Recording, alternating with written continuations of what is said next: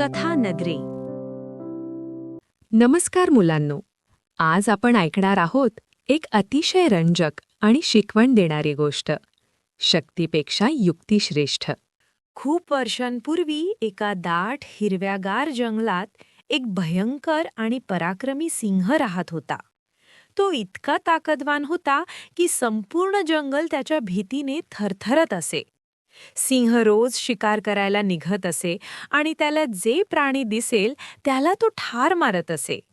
त्यामुळे जंगलातील ससे, हरणे, माकडे, कोल्हे सगळे प्राणी खूप घाबरले होते. प्रत्येक दिवशी कोणाचा नंबर लागेल या भीतीने ते जगत होते. एके दिवशी सगळे प्राणी एका मोठ्या झाडाखाली एकत्र जमले. सगळ्यांच्या चेहऱ्यावर चिंता दिसत होती. एक हरिण म्हणाले, असंच चालू राहिलं तर आपण सगळे एक एक करून संपून जाऊ. एक कोल्हा म्हणाला, आपण काहीतरी उपाय केला पाहिजे, नाहीतर आपला नाश निश्चित आहे. बराच वेळ चर्चा झाल्यानंतर त्यांनी एक युक्ती आखली. सगळे प्राणी सिंहाकडे गेले. सिंह त्यांना पाहून गर्जना करत म्हणाला, काय हवं आहे तुम्हाला? एक म्हातारा ससा पुढे आला आणि नम्रपणे म्हणाला, महाराज, आपण रोज शिकार करण्यासाठी खूप मेहनत करता. आम्ही तुमच्यासाठी रोज एक प्राणी स्वतःहून पाठवू. त्यामुळे तुम्हाला शिकार करावी लागणार नाही. सिंहाने थोडा विचार केला आणि म्हणाला, ठीक आहे, पण लक्षात ठेवा, रोज एक प्राणी वेळेवर आला पाहिजे. उशीर झाला तर मी सगळ्यांना ठार मारेन. प्राण्यांनी मान डोलावली.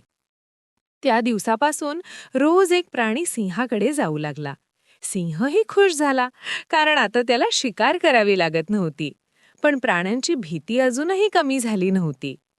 एके दिवशी एका लहान पण हुशार सशाची पाळी आली. ससा विचारात पडला. तो मनात म्हणाला, जर मी काहीच केलं नाही तर उद्या पुन्हा दुसऱ्या प्राण्याचा बळी जाईल. मला काहीतरी युक्ती लढवावी लागेल. त्याने एक चतुर योजना आखली. ससा मुद्दाम हळूहळू चालत गेला आणि उशिरा सिंहाकडे पोहोचला. सिंह खूप रागावला.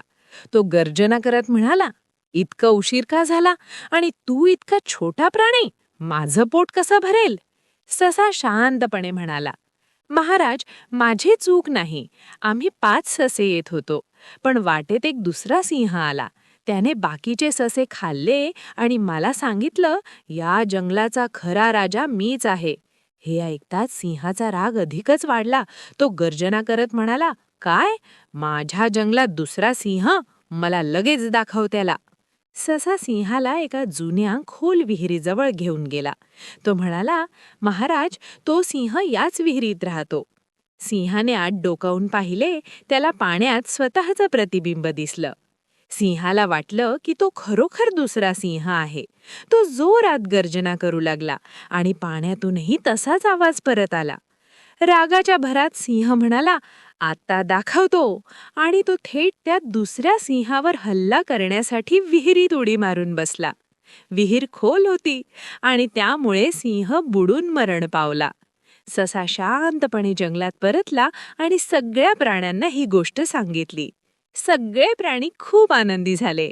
त्यांनी सशाचे कौतुक केले आणि त्याचे आभार मानले.